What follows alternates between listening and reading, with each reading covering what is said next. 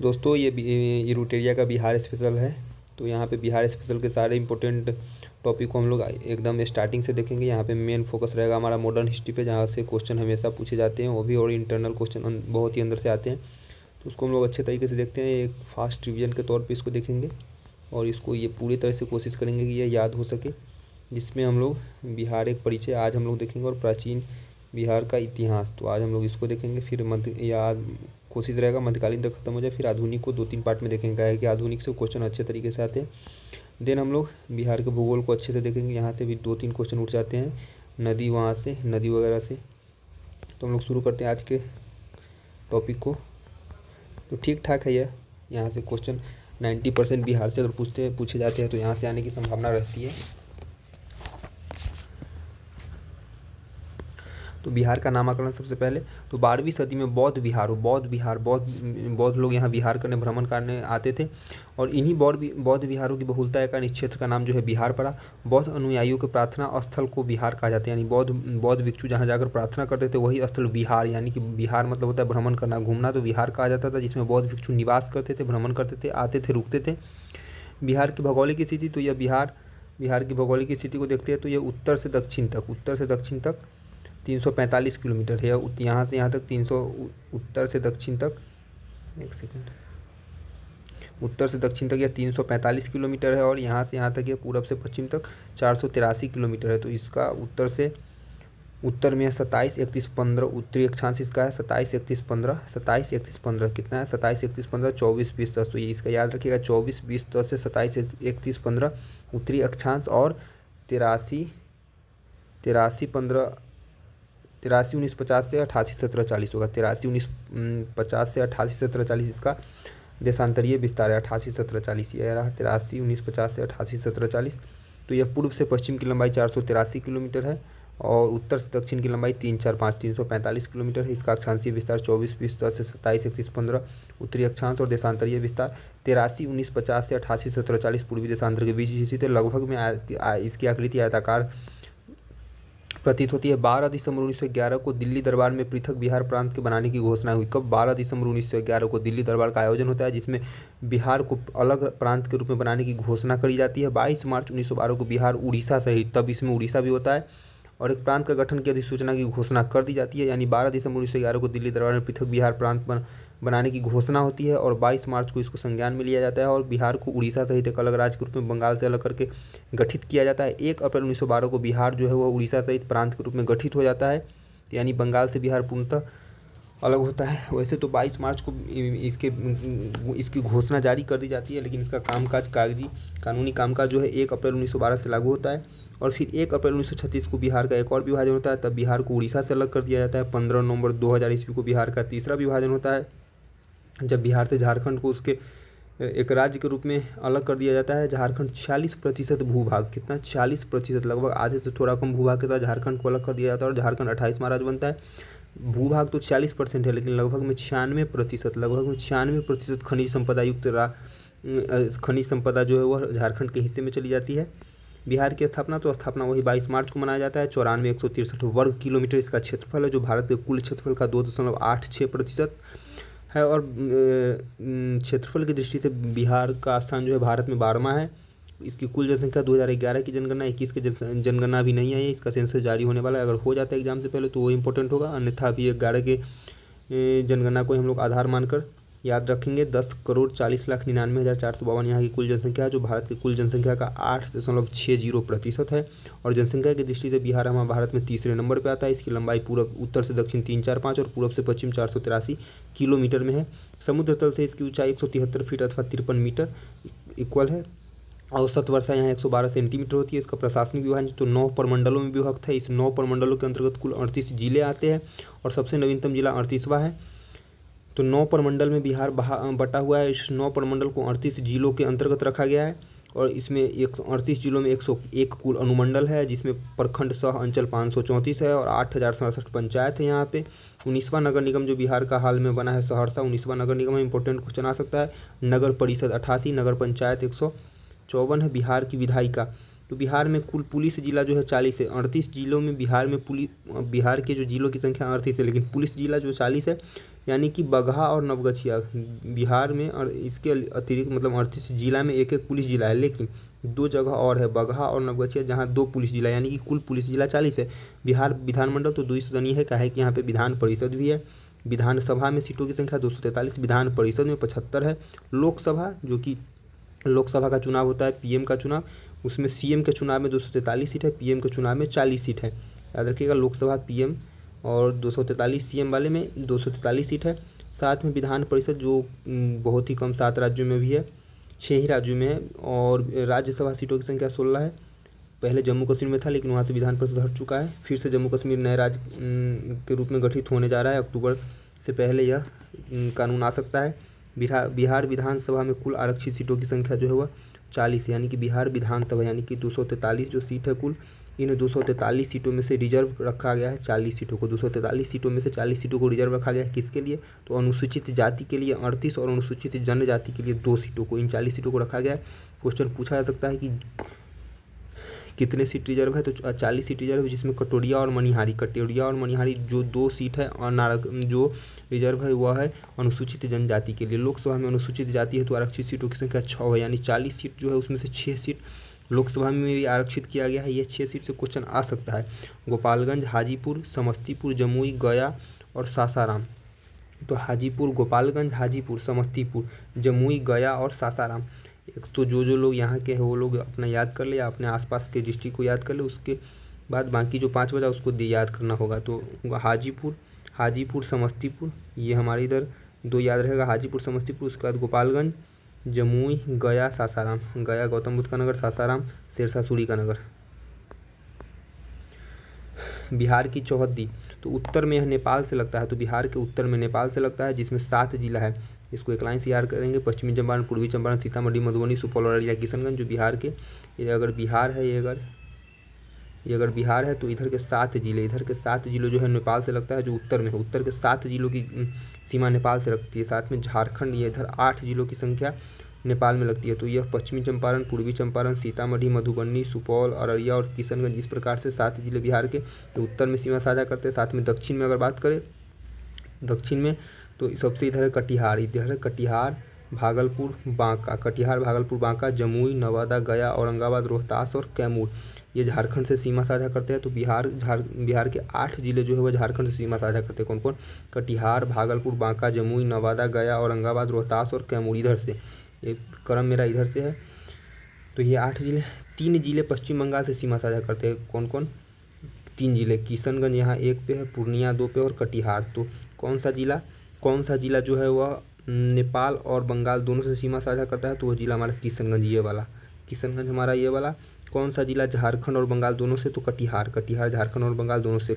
कौन सा जिला यूपी और झारखंड दोनों से? तो वो जिला है इधर का कैमूर, सॉरी रोहतास, कैमूर नहीं, रोहतास झारखंड से सीमा साझा नहीं करता है, गलती हमने बोल दिया। उत्तर प्रदेश से भी 8 जिला सीमा साझा करता है, तो वही 8 जिला उत्तर प्रदेश है। तो ये इधर से रोहतास, कैमूर, बक्सर, भोजपुर, सारण, सिवान, गोपालगंज और पश्चिम चंपारण। तो ये जो 8 जिले हैं उत्तर प्रदेश से सीमा साझा करते हैं। अभी मैप आएगा तो उसमें हम लोग देख लेंगे। राजकीय प्रतीक चिन्ह, तो राजकीय चिन्ह इसका बोधि वृक्ष है। प्रथम राजकीय भाषा हिंदू और दूसरी राजकीय भाषा उर्दू को रखा गया है। वृक्ष में पीपल है, फूल में गेंदा है और पशु में बैल है। 2013 से पहले यहाँ पे बैल के जगह पे रीछ हुआ करता था। पक्षी में गरैया, जिसको 2013 से पहले यहाँ पे फाख्ता होता था। और राजकीय मछली के रूप में मांगूर को दर्जा प्राप्त है। बिहार का राजकीय गीत, तो मेरे भारत के कंठार तुझको सत सत नमन, यह बिहार का राजकीय गीत है, जिसके रचयिता कौन है? सत्यनारायण इसके रचयिता है। संगीतकार इसको दिया हरिप्रसाद चौरसिया और शिव कुमार शर्मा। 2012 में इसको मान्यता दी गई। तो मेरे भारत के कंठार, यानी कि कंठ की भूमिका में बिहार है। तुझको सत सत वंदन बिहार, इसको आप लोग पूरा पढ़िएगा। मेरे भारत के कंठार तुझको सत सत वंदन बिहार, अच्छा है, क्रोम पर डालिएगा, गूगल पे आ जाएगा। इसके गीतकार कौन है? सत्यनारायण बिहार के राजकीय गीत के रचयिता है, गीतकार है। संगीतकार हरिप्रसाद चौरसिया और शिव कुमार शर्मा है। 12 में इसको मान्यता मिली थी। और एक बिहार का प्रार्थना गीत है, यानी कि मेरे रफ्तार पर सूरज की किरण नाच करी, इसको भी पूरा पढ़िएगा, काफ़ी अच्छा है। प्रमंडल और उससे संबंधित जिले, तो हमने ऊपर बताया था बिहार में कुल 9 प्रमंडल है, जिसको जो 38 जिलों के अंतर्गत है। तो इन 38 जिलों में 9 प्रमंडल की बात हम लोग करते हैं। तो हमारा पहला प्रमंडल सारण, अभी हम सारण, दरभंगा और कोसी, इस तीनों को हम लोग पहले देखते हैं। तो सारण, दरभंगा और कोसी, ये तीनों में 3-3 जिले हैं। सारण, दरभंगा और कोसी, यानी कि कितने प्रमंडल है जिसमें 3 जिले हैं? तो 3 प्रमंडल जिसमें 3 जिले हैं, 3 प्रमंडल जिसमें 3 जिले हैं, और 3 प्रमंडल जिसमें 6 जिले हैं। 3 प्रमंडल जिसमें 6 जिले, याद हो गया? 3 3 6 प्रमंडल, तो इसे याद हो गया। 3 प्रमंडल जिसमें 3 जिले हैं, तो सारण, दरभंगा, कोसी। तो सारण में सारण, सिवान, गोपालगंज। दरभंगा में 3 जिले, तो एक दरभंगा खुद होगा, मधुबनी और समस्तीपुर। तो सारण में एक सारण खुद हुआ, सारण से बट के अलग हुआ था सिवान, और फिर एक गोपालगंज इसी से कट के अलग हुआ था। दरभंगा में 3 जिले, तो दरभंगा, मधुबनी और समस्तीपुर, तीनों इसी के आसपास। और कोसी में, तो कोसी में भी 3 जिले, सहरसा, सुपौल, मधेपुरा। तो 3 जिले में 3-3, यानी 9 जिले खत्म। अब 3 प्रमंडल ऐसे हैं जहाँ 6-6 जिले थे, यानी 18 जिले उसमें खत्म। तो सबसे क्षेत्रफल की दृष्टि से सबसे बड़ा तिरहुत है। यहाँ भी 6 प्रमंडल है, 6 जिले हैं, मंडल है, मंडल को ही जिला कहते हैं। और पटना प्रमंडल में भी 6 मंडल यानी कि जिले, और मुंगेर प्रमंडल में भी 6 मंडल जिले हैं। तो 3 ऐसे प्रमंडल जहाँ 3-3 जिले हैं, उसके बाद 3 ऐसे प्रमंडल जहाँ 6-6 जिले हैं। तो 3 जिले वाले खत्म, अब 6 जिले वाले। तो चंपारण को 2 भागों में बांटा गया था, पश्चिमी और पूर्वी चंपारण। इसी से मुजफ्फरपुर, फिर वैशाली, सीतामढ़ी और शिवहर। तो मुजफ्फरपुर से ही सीतामढ़ी अलग हुआ, फिर शिवहर अलग हुआ, और वैशाली। तो तिरहुत में 6 जिले हैं, चंपारण के 2, पश्चिमी और पूर्वी। उसके बाद सीतामढ़ी, शिवहर जो एक था, और मुजफ्फरपुर, तीनों एक था। तो मुजफ्फरपुर, सीतामढ़ी, शिवहर तीनों एक था एक समय में, तो ये तीनों अलग हुए, तो ये भी तिरहुत का भाग है। और साथ में एक वैशाली, यानी ये 6 तिरहुत के भाग हुए। पटना, तो पटना की बात हम लोग करते हैं। तो पटना 6 जिला वाला पटना। तो पटना, नालंदा, भोजपुर, बक्सर, कैमूर और रोहतास। पटना, नालंदा, भोजपुर, बक्सर, कैमूर और रोहतास। मैप में देखिएगा, याद हो जाएगा। 6 जिले। मुंगेर में भी 6 जिले हैं, तो मुंगेर, एक मुंगेर खुद हुआ। साथ में जमुई, लखीसराय, शेखपुरा, बेगूसराय, खगड़िया। भागलपुर में केवल 2 है, तो 6 प्रमंडल हो चुके हैं। 6-3 वाला, 6-6 वाला, तो 6 प्रमंडल खत्म। अब एक 2 वाला है, एक 5, सॉरी 1 मिनट, एक 2 वाला बचा, एक 5 वाला बचा, और एक 4 वाला बचा। यानी कि 3 प्रमंडल जहाँ 3-3 जिले हैं, 3 प्रमंडल जहाँ 6-6 जिले हैं, बाकी के 3 में 1-1 है। एक जगह 2 है, एक जगह 5 है, और एक जगह 4 है। 2-4-5, 2-4-5, 2-4-5। तो 2 भागलपुर में केवल 2 जिले हैं, भागलपुर, बांका। पूर्णिया में 4 जिले हैं, अररिया, किशनगंज, पूर्णिया और कटिहार। और मगध में 5 जिले हैं, गया, औरंगाबाद, नवादा, जहानाबाद और अरवल।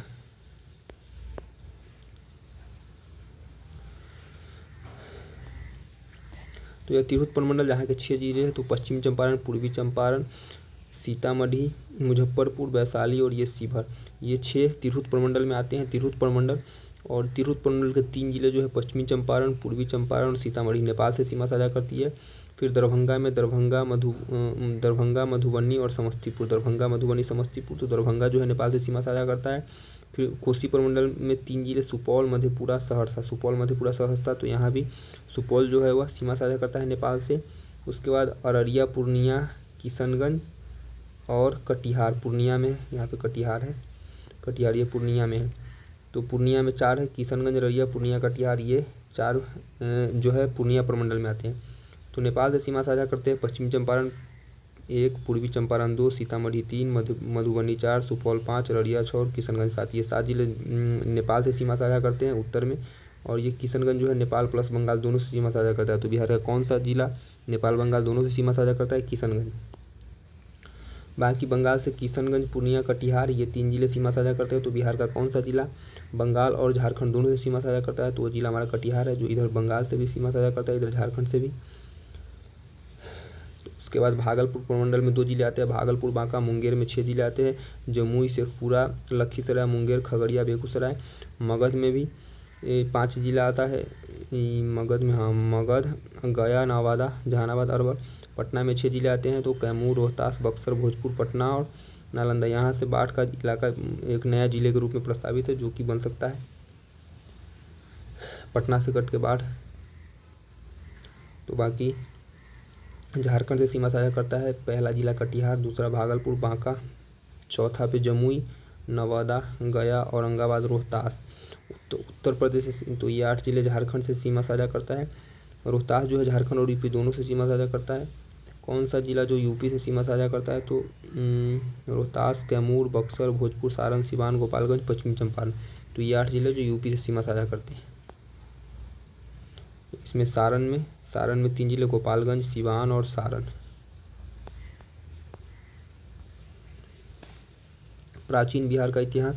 तो प्राचीन बिहार का इतिहास, तो प्राचीन बिहार के इतिहास को पाषाण काल, पत्थर का काल जिसको कहते हैं, वैदिक काल यानी वेदों का काल, महाजनपद का काल जो 16 महाजनपद की चर्चा अंगुत्तर निकाय भगवती सूक्त में है, मौर्य एवं गुप्त वंश और बौद्ध जैन धर्म, जहाँ से क्वेश्चन बिहार पूछता है उसको इसने अच्छे से दिया है। तो प्राचीन बिहार के इतिहास के स्रोत क्या क्या है, तो स्रोत में एक तो पुरातात्विक होगा, नहीं तो साहित्य होगा यानी प्राचीन खोज होगा, नहीं तो साहित्यिक किताब हो सकता है। तो पुरातात्विक स्रोत, पूर्व ऐतिहासिक युग के मुंगेर, चिरांद, मुंगेर और चिरांद सारण में है।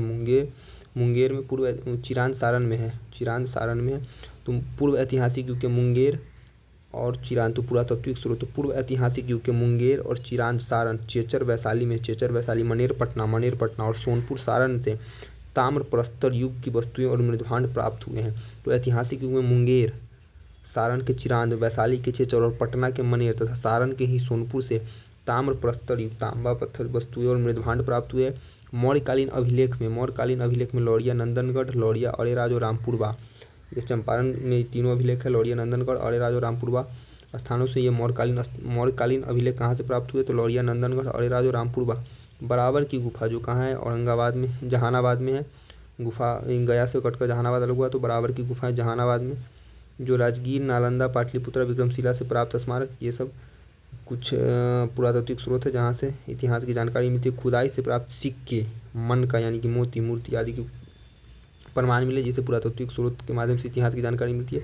साहित्यिक स्रोत में रामायण, महाभारत, पुराण, साथ में बौद्ध ग्रंथ की रचना, अंगुत्तर निकाय, दीर्घ निकाय, विनय पिटक, भगवती सूक्त जो कि जैन रचना है, यह सभी कुछ साहित्य यानी पुस्तक है जहाँ से हमें जानकारी इतिहास की मिलती है बिहार की। इसके अतिरिक्त ये कुछ यात्रियों के विवरण, यात्रा विवरण, जैसे मेगास्थनीज ने इंडिका लिखा था, फाहियान इसिंग और हेनसांग, फाहियान फायुकी, कौटिल्य यानी कि चाणक्य यानी कि विष्णुगुप्त के अर्थशास्त्र से, स्थानीय लेखकों के विवरण से प्राचीन बिहार के इतिहास की विस्तृत जानकारी प्राप्त होती है। पाषाण काल, पाषाण काल को मुख्य रूप से 3 भागों में बांटा जाता है, पूरा पाषाण काल, मध्य पाषाण काल, नवपाषाण काल, और नवपाषाण का ही आखिरी हिस्सा जो होता है उसे ताम्रपाषाण, तांबे की खोज हो चुकी थी तो ताम्रपाषाण युग के रूप में भी देख लेते हैं। तो पूरा पाषाण काल में मानव जो है वह आखेटक यानी कि शिकारी और खाद्य संग्राहक था। पूरा पाषाण काल में मानव मुख्यतः आखेटक, शिकारी, आखेटक मतलब शिकारी और खाद्य संग्राहक था। पूरा पाषाण काल में मानव क्या था, आखेटक और खाद्य संग्राहक था यानी खाना जमा करने वाला था। इसका प्रमाण कहाँ मिलता है, तो दक्षिण बिहार में, उत्तर बिहार में नहीं, दक्षिण बिहार में मुंगेर, दक्षिण बिहार के मुंगेर और नालंदा से बड़े और खुरदरे पत्थर का कुल्हाड़ी, चाकू और खुरपी मिला है। यानी कि पूरा पाषाण काल के अवशेष दक्षिण बिहार के मुंगेर और नालंदा 2 बड़े जिलों से खुरदरे पत्थर के कुल्हाड़ी, चाकू और खुरपी मिला है, ये जो कि 1 लाख ईसा पूर्व पहले का माना जाता है। तो पूरा पाषाण काल के अवशेष, मध्य पाषाण काल के अवशेष, तो मध्य पाषाण काल में मानव जो था वह आखेटक तो था ही, खाद्य संग्राहक भी था, लेकिन पशुपालक बन चुका था यानी पशुओं को पालतू बनाना सीख चुका था। और मानव द्वारा पालतू बनाने के पहले जानवर के रूप में कुत्ते का प्रमाण मिलता है, यानी मानव ने सबसे पहले कुत्ते को पालतू बनाया था। तो मध्य पाषाण काल में क्रांति हुई, इसने पशुओं को पालतू बनाना सीख लिया, तो ये इसकी मुख्य विशेषता रही। बाकी आखेटक और खाद्य संग्राहक तो पहले से था। तो इसका भी प्रमाण दक्षिण बिहार का मुंगेर जो है यहाँ से मिलता है। यहाँ से छोटे आकार के तेज धार वाले औजार प्राप्त हुए हैं। तो बड़े आकार का कुल्हाड़ी ये सब पूरा पाषाण का, लेकिन छोटे आकार का तेज धार वाला कुल्हाड़ी जो मिला है यह मध्य पाषाण काल के अवशेष से मिलता है, जो लगभग 40,000 से 10,000 के बीच का माना जाता है। 1 लाख पूरा पाषाण काल, मध्य पाषाण काल 40,000 से 10,000। नव पाषाण काल, अब नया पाषाण काल, पाषाण काल का अंतिम चरण नव पाषाण काल। पूरा मतलब प्राचीन, मध्य मतलब बीच का और नव मतलब नया। तो नव पाषाण काल मतलब अंतिम पाषाण काल का अंतिम भाग। इस काल में मानव खाद्य उत्पादक हो गया, यानी पशुपालक बना था, पशुपालक बाद यह खाद्य का उत्पादक बन गया, यानी कि खाद्यान्न चीज़ों का यह उत्पादन करने लगा और मानव बस्तियों में निवास करने लगा। तो क्वेश्चन इंपॉर्टेंट है कि किस काल में मानव खाद्य उत्पादक हो गया और यह बस्तियों में निवास करने लगा। तो नव पाषाण काल में मानव जो है वह खाद्य उत्पादक और बस्तियों में निवास करने योग्यता हासिल कर चुका था। नव पाषाण काल के अवशेष बिहार के मैदानी भागों से प्राप्त होते हैं। नव पाषाण काल के अवशेष जो है बिहार के मैदानी भागों से प्राप्त होते हैं। इन मैदानी भागों में चिरांद जो कि सारण में है, चिरांद सारण में नव पाषाण काल के अवशेष कहाँ, सारण के चिरांद से, वैशाली के चेचर से, पटना के मनेर से, रोहतास के सनुआर से चिरांद, सारण, वैशाली, चेचर, पटना, मनेर और सनुआर रोहतास से मिले हैं, जिसमें पत्थर एवं हड्डी के औजार प्राप्त हुए हैं। नव पाषाण काल के अवशेष के रूप में पत्थर और हड्डी के औजार मिले हैं। कैमूर की पहाड़ी नवादा जमुई की गुफा चित्र प्राप्त हुई है, जो कि 2500 ईसा पूर्व लगभग सिंधु सभ्यता के आसपास का काल का माना जाता है। और इसी का अंतिम काल था जो नवपाषाण काल से ही जुड़ा था, ताम्रपाषाण काल। यह कुछ हिस्सा नवपाषाण काल का है और कुछ हिस्सा वैदिक काल का है। तो ताम्रपाषाण का यानी तांबे का प्रयोग मनुष्य सीख चुका था, जिसमें चिरांद, सोनपुर, ताराडीह, चेचर, मनेर, सनुआर, इन सब जगहों से ताम्रपाषाण का अवशेष मिला है। तो सारी जगहों से इस काल में पत्थर के औजार के अतिरिक्त ताम्र उपयोग के प्रमाण मिले, यानी पत्थर का हड्डी का उपयोग औजार होता था, लेकिन तांबे का उपयोग मिला है, जो कि 1000 ईसा पूर्व का माना जाता है। अब इन पाषाण पत्थर के काल के बाद शुरू होती है वेदों का काल, वैदिक काल। तो पत्थर का काल समाप्त हुआ, फिर हुआ वैदिक काल की शुरुआत हुई। तो वैदिक काल में आर्य द्वारा स्थापित सभ्यता ही वैदिक सभ्यता कहलाती है, वेदों की सभ्यता कहलाती है, क्योंकि इस सभ्यता का जो इतिहास है वो वेदों पर आधारित है। वैदिक सभ्यता को 2 वर्ग में बांटा गया है। एक पूर्व वैदिक काल, यानी वैदिक काल से पहले का काल जो था पूर्व वैदिक काल, जो 1500 से 1000 ईसा पूर्व था, ईस्वी नहीं। और उत्तर वैदिक काल, लेटर वैदिक काल, जो कि 1000 से 600 ईसा पूर्व का था। एक 1500 से 1000, दूसरा 1000 से 600 बीसी का था। पूर्व वैदिक काल या ऋग वैदिक काल का विस्तार बिहार के क्षेत्र में ज़्यादातर नहीं हुआ था। इसका विस्तार जो है बिहार के क्षेत्र में नहीं हुआ था, इसलिए इसका इतिहास बिहार के बारे में नहीं है। उत्तर वैदिक काल में आर्यों का विस्तार गंडक नदी के तट तक बिहार के क्षेत्र में हुआ था। तो उत्तर वैदिक काल में थोड़ा सा विस्तार गंडक नदी के क्षेत्र तक हुआ था। बिहार के भौगोलिक क्षेत्र की प्रथम चर्चा शतपथ ब्राह्मण में जो 800 ईसा पूर्व की है इसमें मिलती है। और बिहार की चर्चा विदेह के रूप में की गई है, जो तिरहुत और मिथिला का क्षेत्र प्रदर्शित करता है। तो बिहार के भौगोलिक क्षेत्र की सबसे पहले चर्चा जो मिलती है, यानी बिहार के क्षेत्र भूभाग की चर्चा, बिहार जो है इसके भूभाग की चर्चा सबसे पहले मिलती है जिस ग्रंथ में, उस ग्रंथ का नाम है शतपथ ब्राह्मण। तो बिहार के भौगोलिक क्षेत्र की चर्चा किसकी, क्वेश्चन इंपॉर्टेंट है, भौगोलिक क्षेत्र की चर्चा सर्वप्रथम शतपथ ब्राह्मण में मिलती है। इसका काल 800 ईसा पूर्व का है। और बिहार के विदेह राज की चर्चा मिलती है, मगध उगध का नहीं, बिहार की चर्चा विदेह राज के रूप में की गई है, जो तिरहुत और मिथिला का क्षेत्र था विदेह। ऋग्वेद में बिहार को कीकट और व्रात्य शब्दों से संबोधित किया गया है। ऋग्वेद में बिहार को कीकट एवं व्रात्य कहा गया है। ऋग्वेद में बिहार को कीकट और व्रात्य कहा गया है। वहाँ के निवासियों को कीकट, वहाँ ऋग्वेद के बिहार के क्षेत्र को कीकट और वहाँ के निवासियों को व्रात्य कहा गया। वराह पुराण में कीकट को अपवित्र देश कहा गया है। वराह पुराण में, तो या ऋग्वेद में बिहार के क्षेत्र के लिए कीकट शब्द का प्रयोग हुआ है और वहाँ के निवासियों के लिए व्रात्य शब्द का प्रयोग हुआ है। और इसी वराह पुराण में ही कीकट को जो है एक अपवित्र देश की संज्ञा कही गई है। महाजनपद काल, एक सेकेंड, अगला 6ठी शताब्दी ईसा पूर्व में अंगुत्तर निकाय एवं भगवती सूत्र से 16 महाजनपदों की जानकारी मिलती है। तो 6ठी शताब्दी ईसा पूर्व में, तो इन ग्रंथों का निर्माण कब हुआ, 6ठी शताब्दी ईसा पूर्व में। ध्यान रखिएगा, बौद्ध ग्रंथ अंगुत्तर निकाय और जैन ग्रंथ है भगवती सूत्र, इनसे इन 16 महाजनपदों की जानकारी मिलती है। इस 16 महाजनपद में 3 महाजनपद का जो विकास था, विस्तार था, वो हमारे बिहार क्षेत्र में हुआ था। तो वो 3 महाजनपद कौन थे जिनका नाम याद होना अनिवार्य है। वज्जी, जिसे लिच्छवी के अंतर्गत आता था, वज्जी या लिच्छवी, मगध और अंग। तो वज्जी और लिच्छवी जो मुख्य रूप से मुजफ्फरपुर और वैशाली का क्षेत्र हुआ करता था। मगध जो पटना, गया और नालंदा का क्षेत्र था। और अंग भागलपुर और मुंगेर का क्षेत्र था। अंग प्रदेश जानते होइएगा आप लोग। वज्जी महासंघ, तो वज्जी संघ 8 राज्यों का एक संघ था, जिससे कि अष्टकुल कहा जाता था। इस अष्टकुल में कौन कौन था, वज्जी जो था, वज्जी संघ कितने 8 राज्यों का कुल था। इस अष्टकुल में वज्जी 1, लिच्छवी 2, ज्ञात्रिक 3, गौतम बुद्ध के पिता ज्ञात्रिक कुल, महावीर जैन के, विदेह, उग्र, भोग, कुरु और इक्ष्वाकु, यही 8 कुलों का संघ था। 8 जनपद थे। और वज्जी संघ में सबसे प्रसिद्ध जो था, इसका सबसे महत्वपूर्ण संघ जो था वह लिच्छवी था। यानी वज्जी संघ में 8 कुल थे, वज्जी, लिच्छवी, ज्ञात्रिक, विदेह, उग्र, भोग, कुरु और इक्ष्वाकु। इनमें से लिच्छवी सबसे महत्वपूर्ण हुआ करता था। यही लिच्छवी, जिसकी राजधानी वैशाली थी, जिसके स्थापना राजा विशाल ने की थी, वैशाली नगर की स्थापना राजा विशाल ने की थी। लिच्छवी के अतिरिक्त मिथिला के विदेह तथा कुंडग्राम के ज्ञात्रिक वज्जी संघों के प्रमुख जनपद थे। लिच्छवी के अतिरिक्त मिथिला का विदेह और कुंडग्राम का ज्ञात्रिक जो था, यह वज्जी संघ में प्रमुख जनपद था। वज्जी संघ का जो लिच्छवी था, इसको विश्व का प्रथम गणतंत्र होने का गौरव प्राप्त है, जो बिहार की धरती को ही विश्व गणतंत्र की परिभाषा देने का श्रेय जाता है। मगध जो था वह राजनीतिक, आर्थिक और भौगोलिक कारण से सभी महाजनपदों में सबसे अधिक शक्तिशाली था। तो मगध जो था वह राजनीतिक, राजनीतिक, पॉलिटिकली, इकोनॉमिकली और भौगोलिक रूप से यह सभी महाजनपदों में सबसे महत्वपूर्ण महाजनपद कौन था? हमारा मगध था। और मगध की प्रारंभ में जो राजधानी, प्रारंभिक राजधानी मतलब शुरुआत की राजधानी जो थी वह गिरिव्रज यानी कि राजगीर थी। 5 पहाड़ियों से घिरा शहर था गिरिव्रज, राजगीर। और यह मगध का विस्तार मुख्य रूप से पटना और गया के क्षेत्र में हुआ था। मगध एवं अंग महाजनपद का वर्णन सबसे पहले अथर्ववेद में मिलता है। तो मगध और अंग का उल्लेख, बिहार का नहीं, मगध और अंग का स्पेशल रूप में मगध का और अंग का उल्लेख, इस महाजनपद का उल्लेख सबसे पहले जिस वेद में मिलता है उसका नाम है अथर्ववेद। अंग महाजनपद जिसका विस्तार भागलपुर और मुंगेर था, जिसकी राजधानी चंपा थी। इस चंपा का प्राचीनतम नाम क्या था? मालिनी था। इस चंपा का प्राचीनतम नाम क्या था? मालिनी था। वेनसांग जब भारत आया था तो इसने चंपा को चेनपो कहा था। वेनसांग अपनी यात्रा वृत्तांत में चंपा को क्या चेनपो कहता है।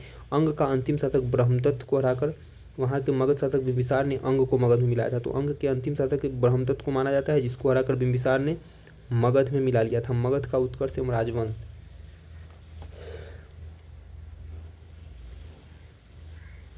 तो मगध की स्थापना बृहद्रथ ने की थी। ऐसा माना जाता है कि मगध की स्थापना बृहद्रथ ने की थी। इसी का बेटा था जरासंध, जो इस वंश का एक प्रसिद्ध शासक हुआ। जरासंध जिसको भीम ने द्वंद्व युद्ध में पराजित किया था। जरासंध को भीम ने द्वंद्व युद्ध में पराजित किया था और उसको मारा था।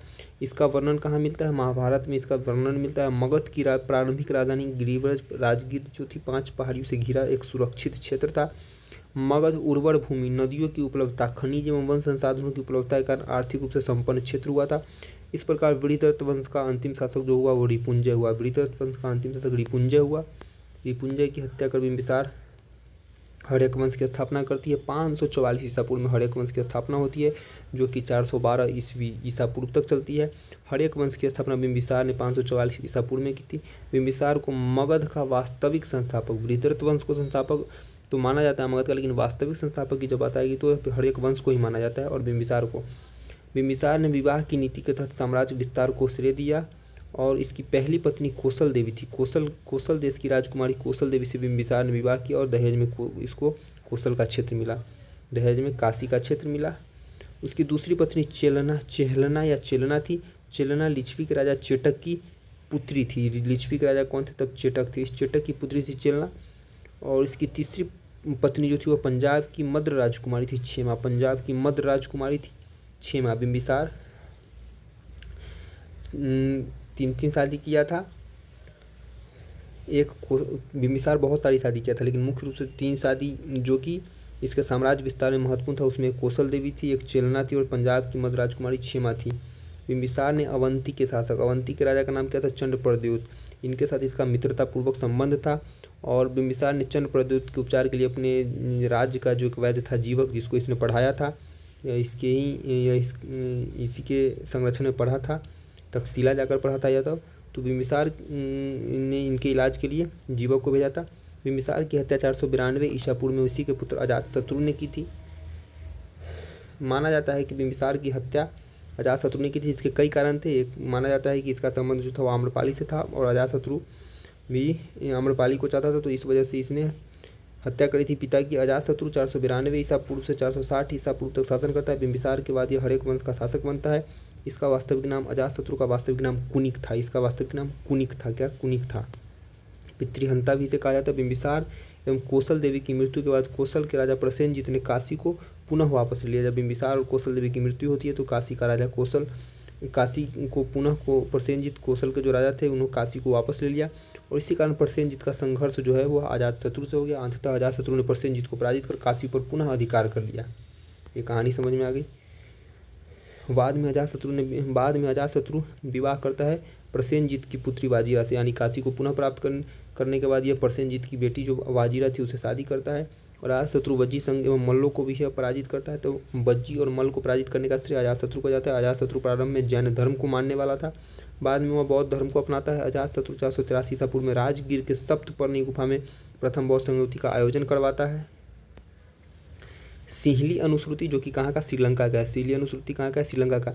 इसके अनुसार 460 ईसा पूर्व में उदयन अपने पिता अजातशत्रु की हत्या करता है और गद्दी प्राप्त करता है। उदयन अपनी राजधानी को पाटलिपुत्र लाता है। तो राजगीर से राजधानी पाटलिपुत्र लाने का श्रेय किसको जाता है? उदयन को। उदयन ने ही पाटलिपुत्र की स्थापना करी थी। गंगा सोन और गंडक के संगम पर राजधानी पाटलिपुत्र की स्थापना उदयन ने ही की थी। उज्जैन के 3 पुत्र थे, नाग, अनिरुद्ध, मुंडक और नागदशक। नागदशक इस प्रकार से इस वंश का अंतिम शासक होता है जिसकी हत्या उसके ही मंत्री शिशुनाग के द्वारा कर दी जाती है। और 412 ईस्वी में एक नए राजवंश का उदय होता है, शिशुनाग वंश। 412 से 344 ईसा पूर्व तक इसका कार्यक्रम शासनकाल चलता है। शिशुनाग ने हर एक वंश की जगह शिशुनाग वंश की स्थापना करी। शिशुनाग वैशाली को राजधानी बनाता है कि इसका कारण एकमात्र होता है कि इसका कारण वैशाली को राजधानी बनाने का कारण यह एकमात्र होता है कि पाटलिपुत्रा जो कि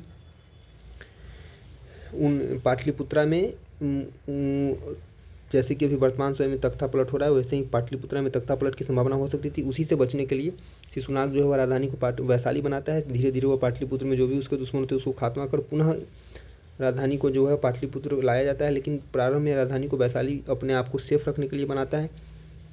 और शिशुनाग अवंती के राजा अवंती वर्धन को पराजित कर अवंती को अपने मगध में मिलाता है। इसके अतिरिक्त शिशुनाग ने वत्स और कौशाम्बी को भी मगध में शामिल कर लेता है। 394 ईसा पूर्व में शिशुनाग की मृत्यु होती है। उसके बाद इसका बेटा कालाशोक मगध की गद्दी पर बैठता है। पुराणों में कालाशोक को काकवर्ण कहा गया है, बहुत ही काला कलर का था इसलिए इसे काकवर्ण कहा जाता है। कालाशोक के समय मगध की राजधानी पुनः पाटलिपुत्र होगी, यानी कि सब ठीक ठाक होता गया तो राजधानी को पाटलिपुत्र ले आता है।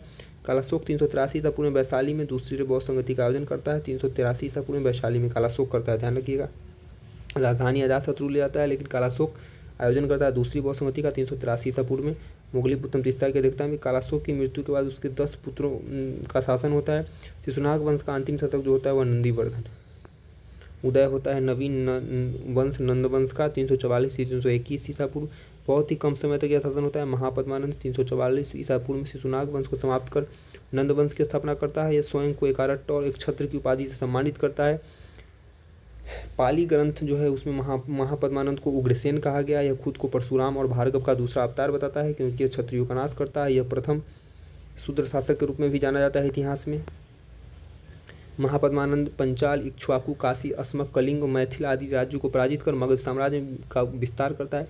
तो महापद्मानंद के लिए इंपॉर्टेंट है यह पांचाल, इक्ष्वाकु, काशी, अस्मक, कलिंग और मैथिल आदि राज्यों को पराजित कर मगध साम्राज्य का विस्तार करता है।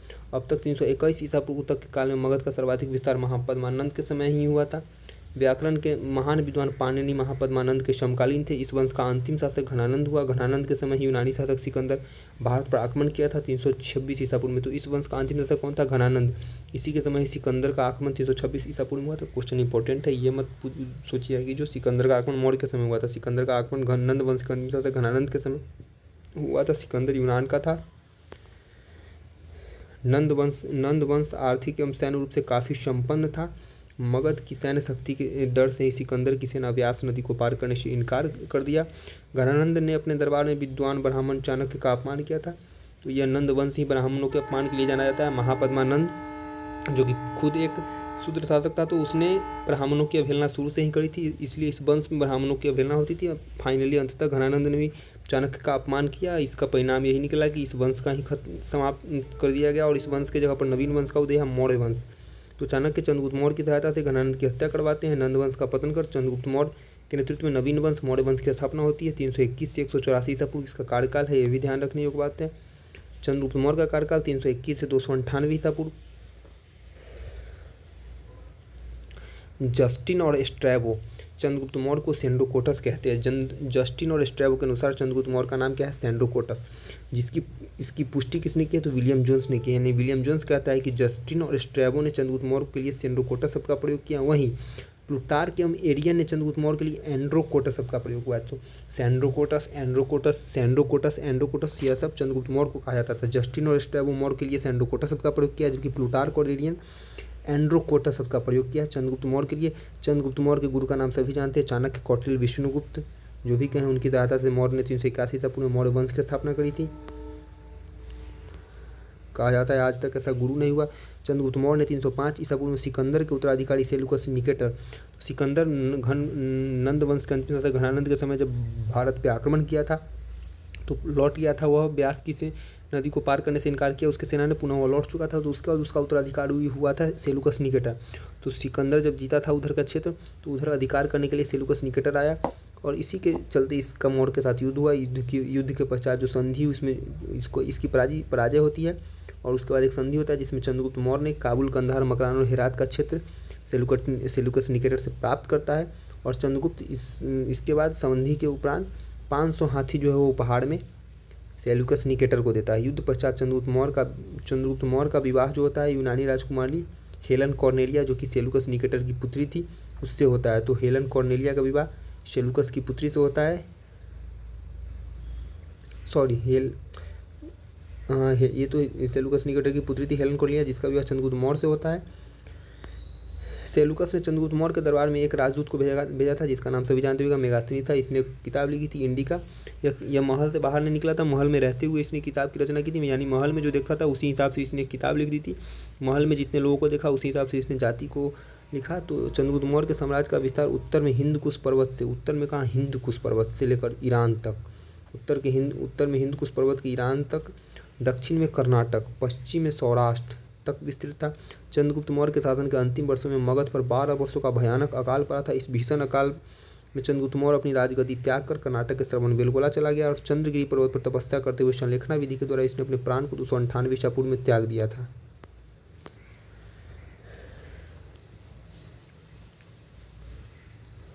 अगला शासक बना इसी का संतान बिंदुसार चंद्रगुप्त मौर्य का उत्तराधिकारी था। बिंदुसार को अमित्रचिट सिहसेन कहा गया है। बिंदुसार स्ट्रैबो के अनुसार सीरिया के राजा कौन था? एंटियोकस। इसका एक राजदूत था डायमेकस। यह राजदूत बिंदुसार के दरबार में आया था। बिंदुसार के दरबार में मिस्र के राजा टॉलमी फिलाडेल्फस का भी एक राजदूत था डायोनिसियस, वह भी आया था। बिंदुसार ने तक्षशिला में हुए विद्रोह को दबाने के लिए अशोक को भेजा था। तो तक्षशिला में जब विद्रोह हुआ था तो उसको दबाने के लिए बिंदुसार ने किसको? अशोक को भेजा था। उस समय अशोक जो था वो उज्जैन का राज्यपाल था। बिंदुसार जो था वह आजीवक संप्रदाय का अनुयायी था प्रारंभ में। अगला शासक बना अशोक 269 से 232 ईसा पूर्व। बिंदुसार की मृत्यु के 4 वर्षों बाद ही अशोक मौर्य वंश की गद्दी पर बैठा, यानी इससे पहले उज्जैन का राज्यपाल था। पुराणों में अशोक को अशोकवर्धन कहा गया है। मास्करी गुर्जा और नेत्तूर एक अभिलेख और है। मास्करी गुर्जा और नेत्तूर अभिलेख में अशोक का नाम मिलता है, यानी उसमें से को अशोक कहा गया है। सीरिया अनुश्रुति यानी कि श्रीलंका की जो अनुश्रुति है, श्रीलंका की जो ग्रंथ है उस ग्रंथ के अनुसार सीरिया अनुश्रुति जो कि बौद्ध ग्रंथ है, इसके अनुसार अशोक अपने 99 भाइयों की हत्या करता है और अन्य स्रोतों में इसकी पुष्टि नहीं होती है। बस सीरिया अनुश्रुति में अशोक अपने शासन के 9वें वर्ष में कलिंग युद्ध 261 ईसा पूर्व में करता है और कलिंग को मगध में मिलाता है। 13वें शिलालेख में कलिंग युद्ध का वर्णन किया गया अशोक के कुल 14 बृहद शिलालेख है जिसमें से 13वें शिलालेख में कलिंग युद्ध का वर्णन मिलता है। कलिंग युद्ध के बाद अशोक ने बौद्ध धर्म को अपनाया और वह पूर्व में शैव धर्म को मानता था, यानी बौद्ध से अपनाने से पहले वह शैव धर्म का उपासक था। कलिंग युद्ध के बाद वह बौद्ध धर्म को अपनाता है। दिव्यावदान की बात को अगर मान ले तो उपगुप्त ने अशोक को बौद्ध धर्म में दीक्षित किया था दिव्यावदान के अनुसार। लेकिन सीहली अनुश्रुति के अनुसार इसको बौद्ध धर्म में दीक्षित किया था, एक नाम है ध्यान नहीं आ रहा है। सीहली अनुश्रुति के अनुसार इसको अशोक को बौद्ध धर्म में दीक्षित करने का श्रेय कोई और नाम मिलता है। दिव्यावदान के अनुसार उपगुप्त, नाम याद नहीं आ रहा है माइंड में, देख लीजिएगा। 9वें वर्ष में अशोक जो है वह कलिंग युद्ध करता है। अशोक अपने शासन के 9वें वर्ष में कलिंग युद्ध करता है। 10वें वर्ष में वह बोध गया की यात्रा पे निकलता है। 12वें वर्ष में वह निगाली सागर की यात्रा पे निकलता है। 13वें वर्ष में धम्म के शिलालेखों का अंकन करता है। 14वें वर्ष में धम्म महामात्रों की नियुक्ति करता है। इंपॉर्टेंट है, धम्म महामात्रों की नियुक्ति अशोक अपने शासन के 14वें वर्ष में करता है। 20वें वर्ष में वह लुम्बिनी की यात्रा करता है और वहाँ पे अशोक कर को घटाकर 1/8 कर देता है। अशोक ने बौद्ध धर्म के प्रचार के लिए अपने पुत्र महेंद्र और पुत्री संघमित्रा को श्रीलंका भेजा था। अशोक ने तीसरी बौद्ध संगति का आयोजन पाटलिपुत्र में करवाया था। अशोक ने लगभग 37 वर्षों तक शासन किया। इसकी मृत्यु 232 ईसा पूर्व में हो गई थी। अशोक के बाद उसके 10 उत्तराधिकारियों ने शासन किया था। उत्तराधिकारी में कुणाल, बंधुपालित, इंद्रपालित, दसेन, दशरथ, संप्रति, शालिशुक, देवार्धमन, शतधनुष और बृहद्रथ था। मौर्य वंश का अंतिम शासक बृहद्रथ हुआ। 137 वर्षों तक मौर्य वंश का काल शासन हुआ। याद रखिएगा, मौर्य वंश का शासनकाल 137 वर्षों तक रहा। बौद्ध एवं जैन था। बौद्ध धर्म संस्थापक बुद्ध, जन्म 563 ईसा पूर्व, लुम्बिनी नेपाल तराई में। शाक्य मुनि बुद्ध को कहा जाता है, यानी लाइट ऑफ एशिया का ज्योतिपिंड के नाम से जाना जाता है। शाक्य मुनि एवं लाइट ऑफ एशिया कहा जाता है। बचपन का नाम सिद्धार्थ था। पिता का नाम सुधोधन, माता का नाम महामाया देवी था। इनकी सौतेली माँ या मौसी जो कि इनका लालन पोषण किया, उनका नाम महाप्रजापति गौतमी था। ये इनकी पहली महिला शिष्या भी थी। पत्नी का नाम यशोधरा था। 16 वर्ष की आयु में इनका विवाह हुआ था। इनके पुत्र का नाम राहुल था। जब ये बाहर निकले तो 4 दृश्य देखा था। बूढ़ा बीमार व्यक्ति, एक सन्यासी को प्रसन्न मुद्रा में देखा और एक शव को देखा। इसके बाद से इनका मस्तिष्क जो है वो परिवर्तित हुआ और ये ब्रह्मचर्य की ओर चल निकले। 29 वर्ष की आयु में इन्होंने गृह त्याग दिया, संन्यास को अपनाया। 6 वर्षों की तपस्या करी। 35 वर्ष की आयु में इन्हें ज्ञान की प्राप्ति हुई। उसके बाद ये ज्ञान प्राप्ति के बाद तथागत अथवा बुद्ध कहलाए। ज्ञान की प्राप्ति जिस दिन हुई थी वह दिन था वैशाख की पूर्णिमा का दिन। पीपल वृक्ष के नीचे निरंजना और या फल्गु उसी का नाम है के तट पर बोधगया में इन्हें ज्ञान की प्राप्ति हुई। बौद्ध धर्म के 4 आर्य सत्य जिसको इन्होंने दिया था, यानी कि इन्होंने कहा दुख यानी संसार दुखमय है। दूसरा कहा था कि दुख समुदाय, और दुख समुदाय है इसका कारण जो है तृष्णा यानी कि इच्छा है। और दुख निरोध यानी दुख के निवारण हेतु तृष्णा यानी कि इच्छा पर विजय पाना आवश्यक है। और ये दुख निरोध मार्ग यानी दुख के निवारण हेतु इन्होंने एक मार्ग का प्रतिपादन किया जो कि इतिहास में अष्टांगिक मार्ग के नाम से प्रसिद्ध है। बौद्ध धर्म के अष्टांगिक मार्ग सम्यक दृष्टि, सम्यक संकल्प, सम्यक वाक, सम्यक कर्म, सम्यक आजीव, सम्यक व्यायाम, सम्यक स्मृति और सम्यक समाधि।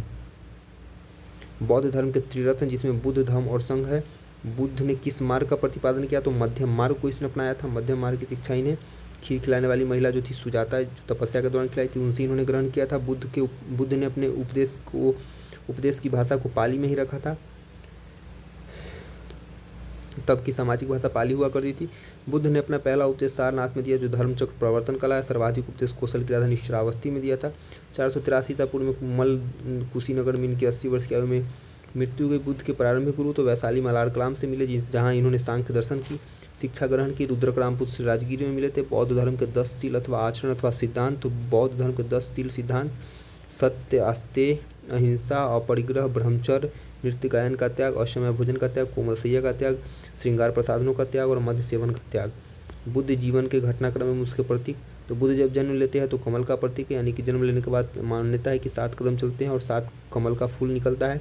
यौवन जो है इनके सांड का प्रतीक, यौवन का प्रतीक सांड, साथ में सांड जो है यौवन का प्रतीक। महाभिनिष्क्रमण गृह त्याग यानी घोड़ा इसका प्रतीक था। सम्बोधि ज्ञान प्राप्ति का प्रतीक पीपल अथवा बोधि वृक्ष था। महापरिनिर्वाण मृत्यु का प्रतीक पदचूर्ण अथवा स्तूप था। और धर्म चक्र परिवर्तन का जिसका प्रतीक प्रथम उपदेश जो चक्र के रूप में था। प्रथम उपदेश धर्म चक्र परिवर्तन, तो चक्र बौद्ध धर्म चौथी बौद्ध संगति के उपरांत 2 भागों में बढ़ जाता है, हीनयान और माहियान, यानी कि हीनयान जो परिवर्तन का विरोधी होता है, माहियान परिवर्तन का समर्थक होता है। 8वीं सदी में बौद्ध धर्म के आडंबर वाले एक शाखा वज्रायन का विकास होता है। तो वज्रायन का विकास 8वीं सदी में होता है। बौद्ध धर्म के 3 पिटक है, सूक्त पिटक, विनय पिटक और अभिधम पिटक। तो सूक्त पिटक जिसमें बुद्ध के उपदेश का संकलन है, बौद्ध पिटक जिसमें संघ के नियम का संकलन है, और अभिधम पिटक जिसमें बुद्ध के दार्शनिक विचार यानी कि फिलोसफिकल थॉट जो है बुद्ध के जो भी फिलोसफिकल थॉट थे उसका संकलन जो है वह अभिधम पिटक यानी कि तीसरे पिटक में है। बौद्ध धर्म के पहले 2 पिटक यानी सूक्त पिटक, सबसे बड़ा पिटक जिसका संकलन आनंद ने किया था, उसके बाद लघुत्तम पिटक जिसका संकलन उपाली ने किया था, और अभिधम पिटक जिसका संकलन मोगलीपुत्रम तिस्सा ने किया था तीसरी बौद्ध संगति में। 4 सभाएं हुई। 4 सभा बौद्ध की 4 सभाओं का आयोजन होता है। पहले का आयोजन 483 ईसा पूर्व में यानी बुद्ध की मृत्यु के वर्ष ही राजगीर में अजातशत्रु करवाता है। महाकश्यप उपाली की अध्यक्षता में करता है जिसमें सूक्त और विनय पिटक की रचना होती है। दूसरी बौद्ध संगति का आयोजन 383 ईसा पूर्व में वैशाली में कालाशोक के शासनकाल में होता है। सबकामी की अध्यक्षता में सब्बाकामी या सर्वाकामी की अध्यक्षता में होता है जिसमें बौद्ध संघ महासंघिक और स्थविर में थोड़े से विभाजित होते हैं। तीसरी का आयोजन 251 ईसा पूर्व में पाटलिपुत्र में अशोक के शासनकाल में मोगलीपुत्रम तिस्सा के शासनकाल में अध्यक्षता में अभिधम पिटक का इसमें संकलन तिस्सा करता है। चतुर्थ का आयोजन 1ली शताब्दी ईसा पूर्व में कश्मीर के कुंडल वन में कनिष्क के शासनकाल में वसुमित्र की अध्यक्षता और अश्वघोष की उपाध्यक्षता में महायान और हीनयान में बौद्ध धर्म विभक्त होता है। बौद्ध धर्म का परम लक्ष्य था निर्माण की प्राप्ति। बुद्ध के पुनर्जन्म की कथा जातक कथा से मिलती है। चैत्य बौद्ध का पूजा घर कहलाता है। स्तूप बौद्ध का पवित्र अवशेषों का संग्रह स्थल होता है जहाँ पे बुद्ध के पवित्र अवशेष रखे गए हैं। विहार जहाँ बौद्ध भिक्षुओं का निवास स्थान होता है। जैन धर्म संस्थापक ऋषभदेव थे। जैन धर्म के प्रथम तीर्थंकर ऋषभदेव को माना जाता है। आदिनाथ को ही वृषभनाथ भी कहा जाता है। जैन धर्म में 24 तीर्थंकर हुए। जैन धर्म में कुल 24 तीर्थंकर। 23वें तीर्थंकर जो थे वह पार्श्वनाथ थे, जिनका जन्म काशी में हुआ था। पिता इनके अश्वसेन काशी के राजा थे।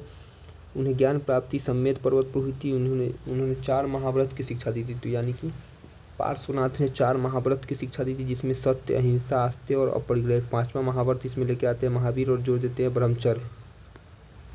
महावीर स्वामी जैन धर्म के 24वें तीर्थंकर थे। स्वामी जैन धर्म के वास्तविक संस्थापक माने जाते हैं। 540 ईसा पूर्व, कुछ जगहों पर 499 ईसा पूर्व में कुंडग्राम वैशाली में इनका जन्म हुआ था। उनके पिता सिद्धार्थ ज्ञात्रिक कुल के प्रधान थे। माता का नाम त्रिशला जो लिच्छवी गणराज की राजकुमारी थी। पत्नी का नाम यशोधा। पुत्री का नाम प्रियदर्शना या अनुनजा था। उनका दामाद का नाम जो था वह जमाली था। इनके दामाद का नाम जो इनकी शायद बुआ का ही बेटा था। 30 वर्ष की आयु में गृह त्याग कर 12 वर्षों की तपस्या के बाद 42 वर्ष की आयु में इन्हें केवल ज्ञान की प्राप्ति हुई। जिरिम्बिग्राम में ऋजुपालिका नदी के तट पर, कहाँ जिरिम्बिग्राम में ऋजुपालिका नदी के तट पर साल वृक्ष के नीचे महावीर को ज्ञान प्राप्ति होती है। जैन धर्म के 3 रत्न, त्रिरत्न सम्यक दर्शन, सम्यक ज्ञान और सम्यक आचरण है।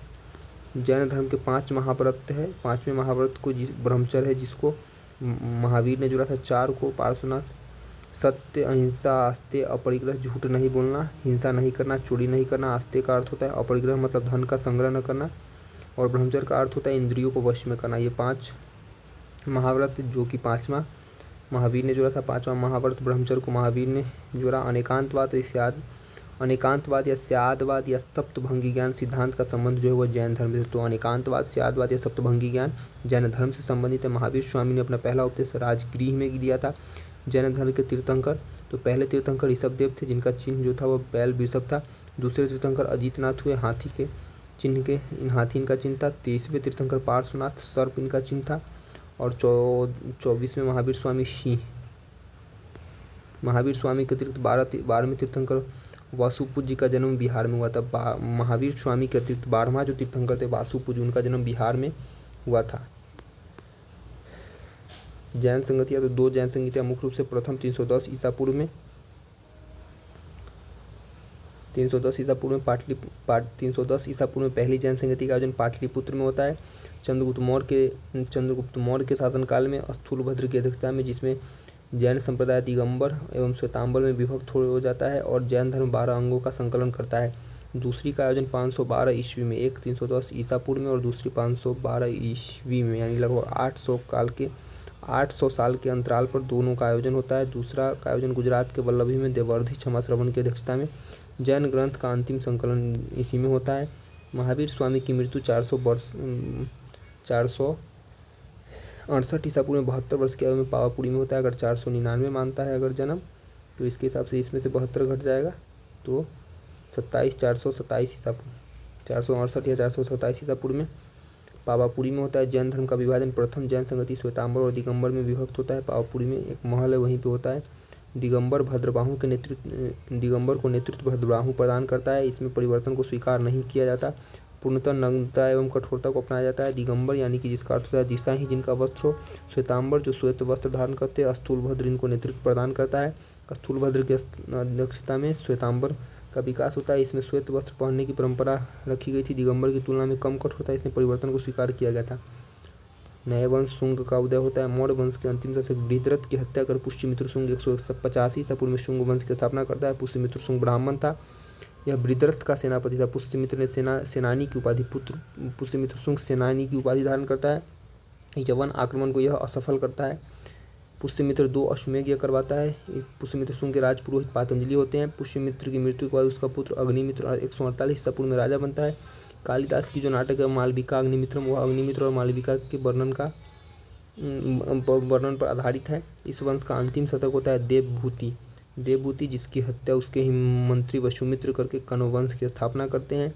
देवभूति की हत्या करते वसुमित्र शुंगों के अमात्य मंत्री थे। कण्व वंश एक ब्राह्मण वंश था। इसका अंतिम शासक सुशर्मा हुआ। सातवाहन संस्थापक शिशुक ने सुशर्मा की हत्या कर दी और कण्व वंश का नाश किया। इसके बाद कुषाण वंश का उदय होता है मगध पर। भारत आने वाले विदेशियों में कुषाण सबसे अंतिम थे। विदेशियों में आने वाले क्रम में हिंद, यूनानी, शक, पल्लव और कुषाण थे। हिंद यूनानी क्वेश्चन सीरीज में पूछ सकता है। सबसे पहले हिंद यूनानी आया, तब शक आया। हिंद यूनानी, शक, पल्लव और कुषाण। कुषाण जो थे वह चीन के यूची यानी कि तोखरी जाति से संबंध रखते थे। कुषाण वंश का संस्थापक कुजुल कटफिसेस को माना जाता है। महान शासक विख्यात शासक कनिष्क हुआ। कुषाण की राजधानी पुरुषपुर, पेशावर एवं मथुरा दो राजधानी थी। एक पुरुषपुर जो कि पेशावर पाकिस्तान में और दूसरी मथुरा थी। अश्वघोष जिन्होंने बुद्ध चरित्र की रचना की थी। कनिष्क ने पाटलिपुत्र से इनको उठा के ले गया था। साथ में यह बुद्ध का जलपात्र जो था उसे भी ले गया था, यानी अश्वघोष और बुद्ध के जलपात्र को कनिष्क आक्रमण करके पाटलिपुत्र से ले गया था। कनिष्क के समय गांधार एवं मथुरा कला का विकास जो हुआ था, तो कनिष्क के समय ही कुषाणों की जो दो कला थी उसका विकास हुआ, गांधार और मथुरा। कनिष्क के समय ही फला फूला। कनिष्क ने चौथी बौद्ध संगति का आयोजन कश्मीर के कुंडलवन में कराया था। 78 ईस्वी में राजा बनने के अवसर पर शक संवत को इसने चलाया। कनिष्क के समय सिल्क मार्ग पर कुषाणों का पूर्णतः आधिपत्य हो चुका था। गुप्त वंश की स्थापना 240 ईस्वी में श्रीगुप्त ने की थी। 240 से 80 तक यह शासन किया। श्रीगुप्त का उत्तराधिकारी घटोत्कच गुप्त हुआ। 280 से 320, यह भी 40 वर्षों तक शासन किया। यह प्रथम गुप्त शासक था जिसने महाराजा की उपाधि धारण की। उसके बाद 320 से 335 ईस्वी तक चंद्रगुप्त प्रथम, जो गुप्त वंश का वास्तविक संस्थापक माना जाता है। चंद्रगुप्त प्रथम का शासन शुरू हुआ 320 ईस्वी में। इसने गुप्त संवत 319-20 ईस्वी में इसने गुप्त संवत चलाया था। चंद्रगुप्त प्रथम ने गुप्त संवत 320-19 ईस्वी में चलवाया था। चंद्रगुप्त प्रथम ने लिच्छवी राजकुमारी कुमार देवी से चंद्रगुप्त प्रथम ने विवाह किया था। वह प्रथम गुप्त शासक था जिसने महाराजा धीराज की उपाधि धारण की। तो महाराजा धीराज की उपाधि धारण करने वाला पहला गुप्त शासक चंद्रगुप्त प्रथम था। उसके बाद अगला शासक बना 335 ईस्वी में समुद्रगुप्त भारत का नेपोलियन। समुद्रगुप्त स्मिथ इसको भारत का नेपोलियन कहता है। समुद्रगुप्त ने परक्रमांक, अप्रतिरथ आदि की उपाधि धारण की। समुद्रगुप्त के अभिलेखों की चर्चा हरिसेन के प्रयाग प्रशस्ति अभिलेख से मिलती है। उत्तरापथ के 9 राजाओं और दक्षिणापथ के 12 राजाओं को इसने पराजित किया। ये इंपॉर्टेंट है। तो समुद्रगुप्त ने उत्तरापथ के 9 राजाओं और दक्षिण के 12 राजाओं को पराजित किया। समुद्रगुप्त को कविराज कहा गया है। इसे भारत का नेपोलियन कहा जाता है। समुद्रगुप्त के सिक्कों पर उसको वीणा बजाते हुए दिखाया गया है। समुद्रगुप्त का दरबारी कवि हरिसेन था जिसका प्रयाग प्रशस्ति अभिलेख, जिससे इसके बारे में जानकारी मिलती है।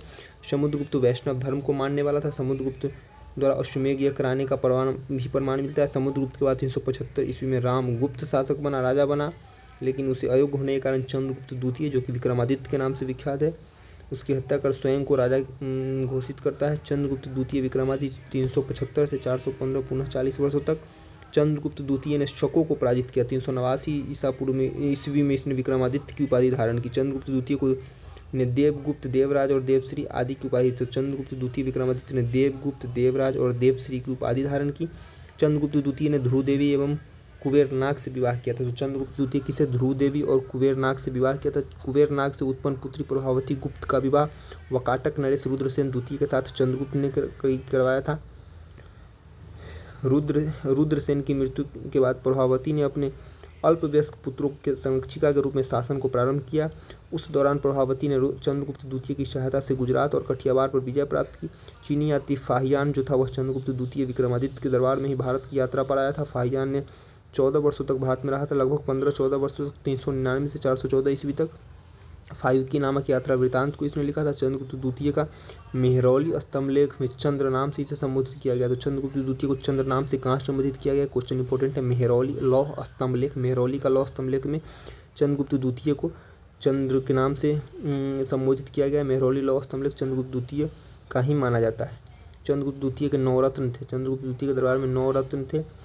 कालिदास, धनवंतरी, अमर सिंह, वराहमिहिर, संतु, बेताल भट्ट, घटपरक, छपनक और भरूची। तो चंद्रगुप्त द्वितीय विक्रमादित्य के दरबार में नवरत्न मिलता है। सबसे पहले कौन कौन, तो कालिदास, धनवंतरी, अमर सिंह, वराहमिहिर। कालिदास, धनवंतरी, अमर सिंह, वराहमिहिर। शंकु, बेताल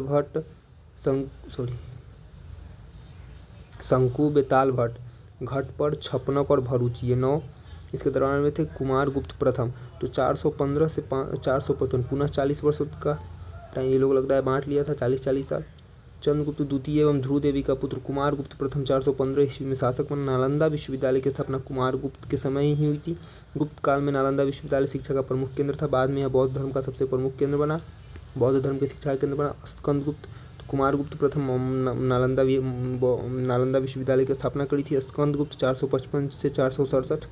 मध्य एशिया में एक बर्बर जाति हूनों का आक्रमण स्कंदगुप्त के समय हुआ। तो हून कौन थे, मध्य एशिया के एक बर्बर जनजाति थे जिनका आक्रमण स्कंदगुप्त के समय हुआ। स्कंदगुप्त ने हुनों को पराजित कर भारत से बाहर खदेड़ दिया। इसका वर्णन जूनागढ़ अभिलेख में, तो स्कंदगुप्त ने हुनों को पराजित कर बाहर खड़ा था, इसका अभिलेख जूनागढ़ अभिलेख में इसका वर्णन मिलता है। अभिलेखों में हुनों को मलेच्छ कहा गया है। अभिलेख में हुनों को क्या मलेच्छ कहा गया है। स्कंदगुप्त ने चंद्रगुप्त मौर्य द्वारा निर्मित सुदर्शन झील का भी पुनरुद्धार करवाया था। स्कंदगुप्त ने सक्रादित्य की उपाधि धारण की थी।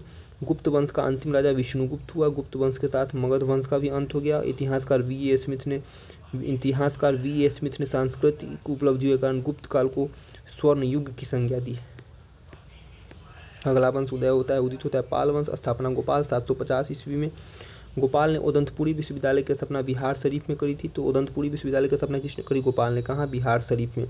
इस वंश का प्रमुख शासक धर्मपाल हुआ। धर्मपाल ने विक्रमशिला विश्वविद्यालय की स्थापना भागलपुर में करी। सोमपुरी महाविहार जो वर्तमान बांग्लादेश में है, इसका निर्माण भी धर्मपाल ने करवाया। इंपॉर्टेंट है।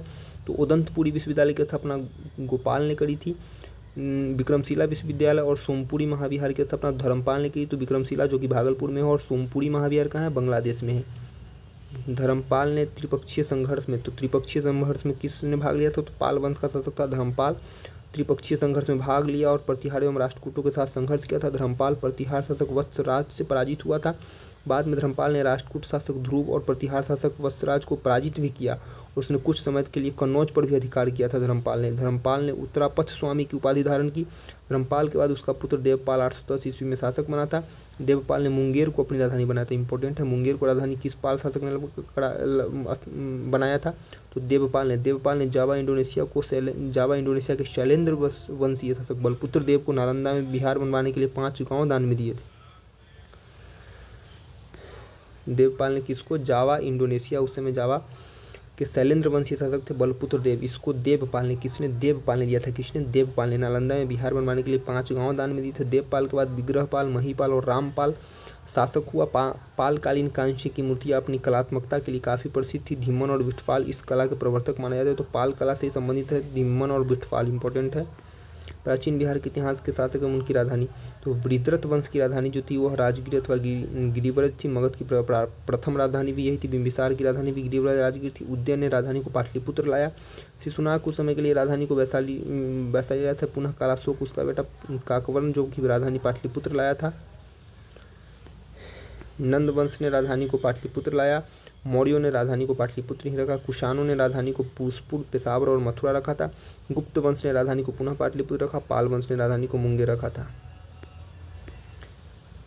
अर्थशास्त्र जिसकी रचना कौटिल्य ने की थी। राज्य प्रबंधन के लिए प्रसिद्ध पुस्तक है बुद्ध चरित्र। अश्वघोष बौद्ध धर्म का महाकाव्य कहा जाता है। प्रज्ञा परमिता नागार्जुन की रचना है। शून्यवाद का सिद्धांत इसमें दिया गया है।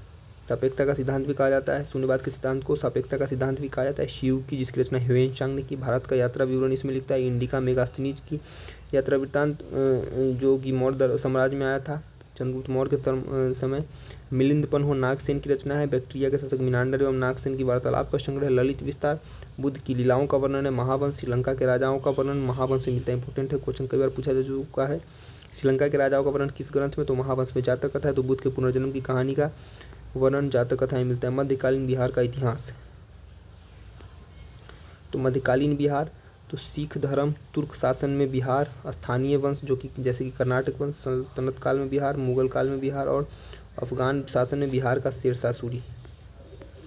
तुर्क शासन में बिहार, तो तुर्क शासन में बख्तियार खिलजी। बिहार में तुर्क सत्ता की स्थापना का वास्तविक श्रेय बख्तियार खिलजी को जाता है। बख्तियार खिलजी कुतुबुद्दीन ऐबक का दास था। बख्तियार खिलजी कौन था, कुतुबुद्दीन ऐबक का दास था। बख्तियार खिलजी ने आक्रमण के समय बिहार में छोटे-छोटे बख्तियार खिलजी के आक्रमण के समय बिहार में छोटे-छोटे शासकों का शासन था, जैसे कि उत्तर बिहार में कर्नाट वंश का शासन था। बख्तियार खिलजी की पहली महत्वपूर्ण सफलता उदंतपुरी बिहार जो बिहार शरीफ था उसकी विजय था 1198 ईस्वी में। तो बख्तियार खिलजी ने सबसे पहले 1198 में उदंतपुरी बिहार कहाँ था, बिहार शरीफ, उसको जीता था। बख्तियार खिलजी ने उदंतपुरी के साथ साथ नालंदा एवं विक्रमशिला विश्वविद्यालय को भी नष्ट किया था और इन विश्वविद्यालय में इसने आग लगवाया था। माना जाता है कि नालंदा विश्वविद्यालय लगातार 3 महीनों तक कितना जलता रहा था। 1203-4 में इसने नदिया, बंगाल का नदिया जिला है, पर चढ़ाई किया और उसने सेन वंश, वह नदिया जो थी वह सेन वंश की राजधानी थी। उस समय सेन वंश का शासक लक्ष्मण सेन था। लक्ष्मण सेन बिना लड़े ही डर के भाग निकला। बख्तियार ने इस क्षेत्र पर अधिकार किया और इसको यहाँ लखनौती को अपनी राजधानी बनाया। तो लखनौती बंगाल में बख्तियार की हत्या उसके एक अधिकारी अली मर्दान ने की थी। तो बख्तियार खिलजी की हत्या किसने की थी? उसी का एक अधिकारी था अली मर्दान, और उसके सबको बिहार शरीफ की इमादपुर में दफना दिया था। इंपॉर्टेंट है। उसके बाद स्थानीय वंश जैसे कि कर्नाट वंश, तो मिथिला में कर्नाट वंश का उदय हुआ। पाल वंश के पतन के दौरान तिरहुत और मिथिला के क्षेत्र में कर्नाट वंश का अभ्युदय होता है। यह कर्नाट वंश जिसका संस्थापक नान्य देव को माना जाता है। राजधानी इसकी सिमरावगढ़ थी। वर्तमान में नेपाल का क्षेत्र है यह सिमरावगढ़। बख्तियार खिलजी के बिहार अभियान के समय कर्नाट शासक हरि नरसिम्ह देव ने उसे नजराना भेंट देकर सहयोग किया था, क्योंकि कर्नाट वंश का सेन वंश से संघर्ष चलता रहता था। कर्नाट वंश पर तुर्क सेनापति तुगरिल तुगन के अभियान की चर्चा तिब्बती धर्मास्वामी ने की थी। सामान्यतः दिल्ली के सुल्तान के साथ कर्नाट वंश का संबंध नजराना एवं भेंट का था, परंतु गयासुद्दीन तुगलक का बंगाल अभियान डेट के सहित याद रहना चाहिए 1324-25 में। इस दौरान इसने कर्नाट क्षेत्र पर विजय प्राप्त की। गयासुद्दीन के अभियान के समय कर्नाट वंश का शासक जो था वो हरि सिंह देव था। तो गयासुद्दीन तुगलक बंगाल अभियान किया था 1324-25 में। उस समय स्थानीय क्षेत्र जो था वो कर्नाट का जो क्षेत्र था उस समय कर्नाट वंश जिसकी राजधानी सिमरावगढ़ थी, तो सिमरावगढ़ क्षेत्र पर जो कर्नाट वंश था उसका शासक हरि सिंह देव था। तो बंगाल अभियान जब गयासुद्दीन तुगलक ने किया तो उस समय कर्नाट वंश पर किसका शासन चला था? तो हरि सिंह देव का। इंपॉर्टेंट है। हरि सिंह देव 1279 से 1335 ईस्वी तक राजा था। यह समाज सुधारक के रूप में विख्यात है, और इसी बीच में गयासुद्दीन तुगलक का बंगाल अभियान हुआ था। हरि सिंह देव को ही इस वंश का अंतिम शासक माना जाता है। उसने पंजी प्रबंध का विकास किया था। सल्तनत काल में बिहार, तो दिल्ली के सुल्तान एवं बंगाल के शासकों के बीच निरंतर होने वाले संघर्ष। दिल्ली के सुल्तान और बंगाल दिल्ली के सुल्तान और बंगाल के शासकों के बीच निरंतर होने वाले संघर्ष ने बिहार को लंबे समय तक युद्ध का अखाड़ा बना दिया। रास्ता यही था। इल्तुतमिश दिल्ली सल्तनत का प्रथम सुल्तान था जिसने बिहार पर अभियान किया और 1225 में बंगाल एवं बिहार पर अधिकार किया, परंतु यह अधिकार उसके उत्तराधिकारी के समय ही खत्म हो गया। तुगलक काल में बिहार पर सुल्तानों का वास्तविक नियंत्रण हुआ। 1324-25 ईस्वी में गयासुद्दीन तुगलक ने कर्नाट क्षेत्र पर विजय प्राप्त की। फिरोज शाह तुगलक भी अपने बंगाल अभियान 1359, तो फिरोज शाह तुगलक का बंगाल अभियान ध्यान रखिएगा 1359 में फिरोज शाह तुगलक का बंगाल अभियान हुआ। उस समय बिहार आया और पटना और गया से उसके अभिलेख प्राप्त होते हैं। गयासुद्दीन तुगलक के राजगीर के जैन मंदिर के अभिलेखों में उसके द्वारा अनुदान देने का भी प्रमाण मिलता है। तुगलक काल में बिहार की राजधानी जो थी वो बिहार शरीफ थी। इस काल में बिहार शरीफ का नगर बौद्ध धर्म का प्रमुख केंद्र बन चुका था। तुगलक काल में बिहार प्रशासकों का सबसे महत्वपूर्ण नाम मलिक इब्राहिम का है, जो मलिक बयां कहलाते हैं। इनका मकबरा बिहार शरीफ में पहाड़ी पर स्थित है। मलिक बयां का मकबरा कहाँ है? मलिक इब्राहिम या मलिक बयां का मकबरा बिहार शरीफ में पहाड़ी पर स्थित है। 13वीं शताब्दी के मध्य मिन्हाजुल सिराज की रचना तबकात नासिरी में बिहार के नाम का उल्लेख मिलता है। इंपॉर्टेंट है। तो मध्यकाल में सबसे पहले बिहार के नाम का उल्लेख तो 13वीं शताब्दी में मिन्हाजुल सिराज की रचना है तबकात नासिरी। कब? 13वीं शताब्दी में रचित किताब मिन्हाजुल सिराज की रचना जिसका नाम तबकात नासिरी है। इस तबकात नासिरी में बिहार का सर्व पहले मध्यकाल में बिहार के नाम का उल्लेख मिलता है। सिकंदर लोदी, तो अफगान शासक और बिहार, तो सिकंदर लोदी 1495-96 में बेचारा खुद हार गया था बाबर से। तो 1495-96 में इसने दरिया खान नुहानी को बिहार में प्रशासक या राज्यपाल के तौर पर नियुक्त किया था। तो अफगान शासक के रूप में सिकंदर लोदी ने 1495-96 में, कब? 1495-96 में। डेट को याद रखने की आवश्यकता है, बिहार से क्वेश्चन अंदर से आते हैं। तो 1495-96 में दरिया खान नुहानी को सिकंदर लोदी ने बिहार का प्रशासक, सूबेदार या राज्यपाल नियुक्त किया। इब्राहिम लोदी की मृत्यु के बाद दरिया खान नुहानी का पुत्र बहार खान नुहानी स्वतंत्र सत्ता की घोषणा कर दी, और दूसरी ओर अफगान शासक महमूद लोदी बाबर से बचने के लिए बिहार आ गया। बाबर ने 1529 में घाघरा के युद्ध में बिहार के इन अफगानों को पराजित किया। तो बाबर ने 1529 में घाघरा के युद्ध में बिहार के इन अफगानों को पराजित किया। घाघरा के युद्ध के बाद बिहार में शेर शाह सूरी के नेतृत्व में पुनः अफगानों का उदय हुआ। शेर शाह सूरी का जन्म 1486 ईस्वी में। शेर शाह सूरी का जन्म 1486 ईस्वी में। वेरी इंपॉर्टेंट, शेर शाह सूरी से रिलेटेड हर पॉइंट इंपॉर्टेंट है। शेर शाह सूरी के पिता का नाम हसन खां था जो सासाराम के एक जागीरदार थे। शेर शाह के बचपन का नाम फरीद खान था। शेर खान नुहानी ने फरीद खान को ही शेर शाह की उपाधि दी थी। तो शेर शाह सूरी का जन्म 1486 में हुआ था। इनके पिता हसन खान जो कि सासाराम के जागीरदार थे, किसके यहाँ? तो बहार खान नुहानी के यहाँ। शेर शाह के बचपन का नाम फरीद खान था। बहार खान नुहानी ने फरीद खान को शेर खान की उपाधि दी थी। क्यों दी थी? तो इन्होंने एक ही वार से एक शेर को मार दिया था। इस वजह से बहार खान नुहानी ने इसे शेर खां की उपाधि दी। शेर खां ने नुहानियों के पतन के बाद बहार खां की विधवा दुद्दू बेगम, जब बहार खां की विधवा थी दुद्दू बेगम, बहार खां जब मरता है तो उसकी विधवा दुद्दू बेगम से विवाह करता है और क्षेत्र को अपने अधीन कर लेता है। शेर खां ने 1534 में सूरजगढ़ की लड़ाई, तो इम्पोर्टेंट है 1534, वेरी इंपॉर्टेंट, 1534 में सूरजगढ़ की लड़ाई में बंगाल को पराजित करता है शेरशाह सूरी और अधिकार कर लेता है 1534। तो सूरजगढ़ की लड़ाई कब हुई थी? 1534 में। इसमें इसने बंगाल को पराजित करता है शेर खान, तब इसका नाम शेर खान था। और 1539 में चौसा का युद्ध होता है, जो कि किसके बीच? तो हुमायूं के बीच होता है, हुमायूं और शेरशाह सूरी के बीच, यानी कि शेर खान के बीच चौसा का युद्ध होता है। और इसी 1539 में हुए चौसा के युद्ध में शेर खान ने हुमायूं को पराजित करता है। किसको? हुमायूं को पराजित करता है और अपने नाम को शेरशाह के साथ संबोधित करता है। तो शेरशाह की उपाधि धारण कब करता है? 1539 में चौसा के युद्ध में हुमायूं को पराजित करने के बाद शेर खान शेरशाह की उपाधि धारण करता है। ध्यान रखिएगा।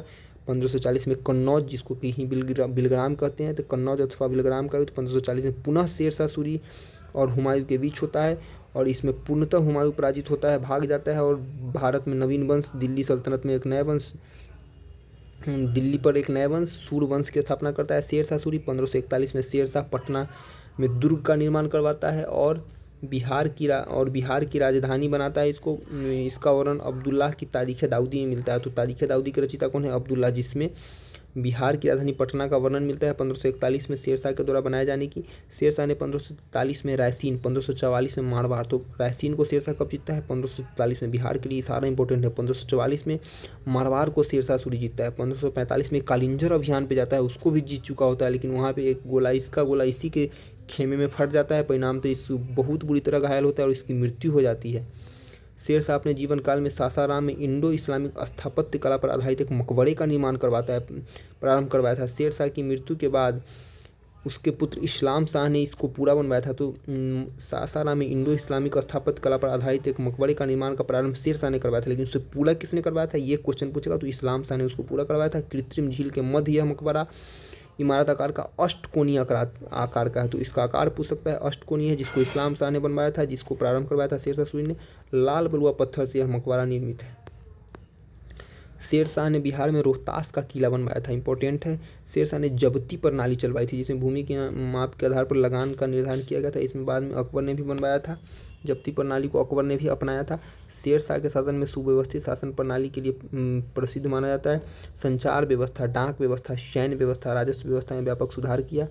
शेरशाह के बाद उसका पुत्र जलाल खान इस्लाम शाह की उपाधि के साथ गद्दी पर बैठता है। बाद में जो है सूरवंश 3 भागों में बट जाता है। सूरवंश बाद में 3 भागों में बट जाता है। 1555 में मच्छीवाड़ एवं सरहिंद के युद्ध में हुमायूं ने सिकंदर सूरी को पराजित कर सूरवंश का नाश करता है। मुगल काल में बिहार। शेरशाह की मृत्यु के बाद कुछ वर्षों तक सूरवंश की सत्ता बनी रहती है, लेकिन 1555-56 में मुगल राज का पुनः उत्थान होता है। दिल्ली में मुगल राज की पुनः स्थापना के समय बिहार में ताज खान ककरानी के नेतृत्व में एक अफगान राज्य का गठन होता है। ताज खान ककरानी ने अकबर के प्रति सम्मान की नीति अपनाई, लेकिन उसके पुत्र दाऊद खान ककरानी ने इसका जबरदस्त विरोध किया। अकबर ने उसे दंडित करने के लिए स्वयं आक्रमण किया और 1576 में उसने पटना को जीता। तो अकबर का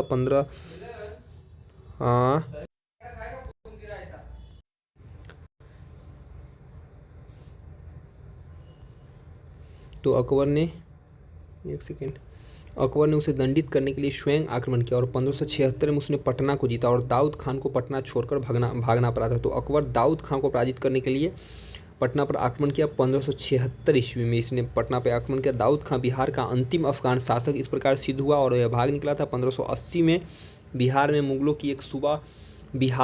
की एक सूबा अथवा प्रांत के रूप में घोषित कर दिया गया, यानी बिहार एक प्रांत के रूप में घोषित कब हुआ? तो 1580 में मुगलों के एक प्रांत अथवा सूबा के रूप में बिहार को दर्जा मिला। अकबर द्वारा मुनीम खान को बिहार का गवर्नर बनाया गया। तो अकबर ने किसको बिहार का गवर्नर बनाया था? वेरी इंपॉर्टेंट है, मुनीम खान को अकबर ने बिहार का गवर्नर बनाया था।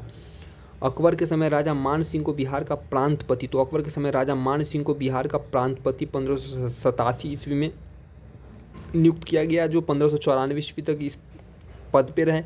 मान सिंह के समय मुगल साम्राज्य का बिहार में काफ़ी मजबूती मिली थी। मान सिंह के समय बिहार को काफ़ी मजबूती मिली थी। मान सिंह के समय रोहतास को बिहार की राजधानी बनाई गई थी। तो मान सिंह के समय बिहार की राजधानी रोहतास कब बनी थी? तो अकबर के समय मान सिंह जब सेनापति था तब बिहार की राजधानी जो है वो रोहतास बनी थी। जहांगीर के समय छोटा नागपुर के क्षेत्र पर मुगलों का अधिकार स्थापित हुआ और इस क्षेत्र में मुगलों ने हीरा और सोने को प्राप्त किया था। इस क्षेत्र से जहांगीर ने 1621 ईस्वी में राजकुमार परवेज को बिहार का प्रांतपति बनाया। इंपॉर्टेंट क्वेश्चन है कि जहांगीर ने 1621 में किसको, राजकुमार परवेज को बिहार का प्रांतपति बनाया। इसके बाद वह पद केवल राजकुमारों को ही दिया जाने लगा। जब यह परवेज को बनाया उसके बाद यह राजकुमारों को यह पद हमेशा दिया जाने लगा। औरंगजेब ने अपने प्रिय पौत्र राजकुमार अजीम, तो औरंगजेब क्या करता है, अपने उसका प्रिय पोता था राजकुमार अजीम, 1702 ईस्वी में बिहार का प्रांतपति अथवा सूबेदार नियुक्त किया। और अजीम को पटना से बेहद लगाव था, बेहद प्रेम था। इसने पटना का बहुत ही विकास किया, उद्धार भी किया और इसका नाम अजीमाबाद रखा, सौंदर्यीकरण करवाया था। उत्तर मुगल काल के शासक फर्रुखसियर 1713 में पटना में अपना औपचारिक राज्याभिषेक करवाता है। तो किस मुगल शासक का राज्याभिषेक पटना में होता है, तो फर्रुखसियर का। औपचारिक रूप से 1713 में फर्रुखसियर का राज्याभिषेक पटना में होता है। वह पहला मुगल सम्राट था जिसका राज्याभिषेक बिहार में हुआ। शाह आलम द्वितीय का भी विधिवत राज्याभिषेक 1761 में पटना में हुआ था। औरंगजेब की मृत्यु 1707 में हुई। जब कमजोर सत्ता होती गई तो बिहार बंगाल का भाग बन गया। औरंगजेब की मृत्यु 1707 में होती है, बिहार कमजोर होने लगती है और यह बंगाल का हिस्सा बन जाती है। मुर्शीद कुली खान 1727 ईस्वी में बिहार बंगाल उड़ीसा का सूबेदार बनता है। मुर्शीद कुली खान के बाद सरफराज खान इसका नवाब बनता है। अलीवर्दी खान ने गिरिया के युद्ध में 1740 ईस्वी में सरफराज खान को पराजित करता है। तो अलीवर्दी खान गिरिया के युद्ध में 1727 में, गिरिया का युद्ध कब होता है, 1740 में। गिरिया का युद्ध 1740 में होता है जिसमें अलीवर्दी खान ने सरफराज खान को पराजित किया और बंगाल का नवाब बना दिया। उसने मुगल सम्राट को 2 करोड़ रुपये देकर अपने पद को अस्थायी बना लिया और 1756 ईस्वी में अलीवर्दी खान की मृत्यु तक बिहार, बंगाल एवं उड़ीसा के क्षेत्र पर प्रत्यक्ष नियंत्रण में रखा। सिख धर्म और बिहार। सिख धर्म और बिहार की बात करें तो सिख धर्म के संस्थापक गुरु नानक हुए। उन्होंने बिहार में गया, राजगीर, पटना, मुंगेर और भागलपुर की यात्रा की। सिख धर्म के 9वें गुरु तेग बहादुर सासाराम गया होते हुए पटना आए और वहां वे अपनी पत्नी गुजरी देवी को छोड़ गए। जब मां बनने वाली थी तो पटना में गुरु गोविंद सिंह का जन्म वहीं पे हुआ था। सिख धर्म के 10वें एवं अंतिम गुरु गोविंद सिंह, जिनका जन्म 26 दिसंबर 1666 ईस्वी को पटना में हुआ था। गुरु गोविंद सिंह 1676 ईस्वी में 10वें गुरु बने और 1699 ईस्वी में उन्होंने खालसा पंथ की स्थापना करी। तख्त श्री हरमंदिर पटना साहिब सिख धर्म के प्रमुख तीर्थ स्थल थे जिसका निर्माण महाराजा रंजीत सिंह ने करवाया था। एक सेकेंड, यहाँ हो गया आगे। अब यहाँ से आधुनिक बिहार का इतिहास शुरू होता है तो इसको हम लोग कोशिश करेंगे देख लें क्या। यहाँ एक वीडियो में इसको आधुनिक बिहार को ख़त्म कर देंगे, फिर नेक्स्ट टॉपिक को बात करेंगे। मिलते हैं हम लोग अगले वीडियो में। यहाँ पे आधुनिक बिहार को ख़त्म करेंगे, फिर हम लोग जो कुछ इंपॉर्टेंट टॉपिक हुआ जिसको हम लोग नोट डाउन करके आपके बीच रख देंगे। वहाँ से इंपॉर्टेंट जो भी क्वेश्चन हो सकता है, बन सकता है, उसको हम लोग देख लेंगे। बाकी इसके अभी आज मॉडर्न को देखते हैं, फिर इसके ज्योग्राफी को भी देख लेंगे। एक बार इसके सिलेबस को देखते हैं।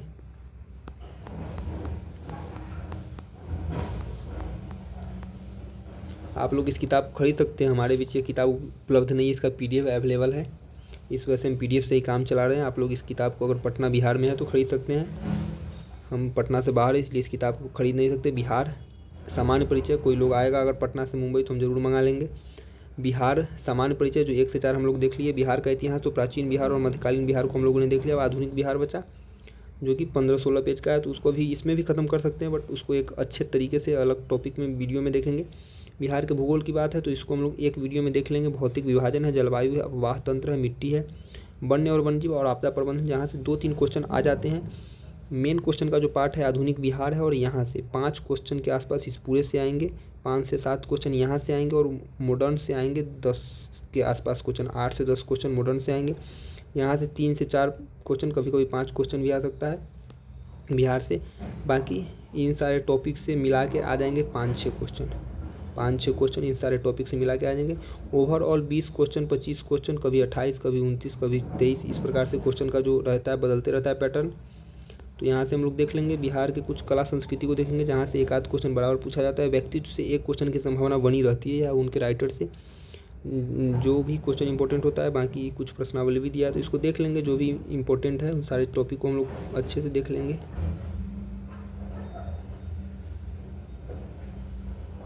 ये सब लास्ट में कुछ अच्छे तरीके से दिया है। जो भी प्रीवियस एग्जाम में क्वेश्चन पूछे गए हैं, तो इन सारी चीज़ों को भी हम लोग देख लेंगे। तो मिलते हैं हम लोग नेक्स्ट वीडियो में। धन्यवाद। आगे कोई भी टॉपिक या कोई भी इंपॉर्टेंट सब्जेक्ट जिसका रिवीजन चाहते हैं आप लोग कमेंट कर सकते हैं। मिलते हैं नेक्स्ट वीडियो में। धन्यवाद।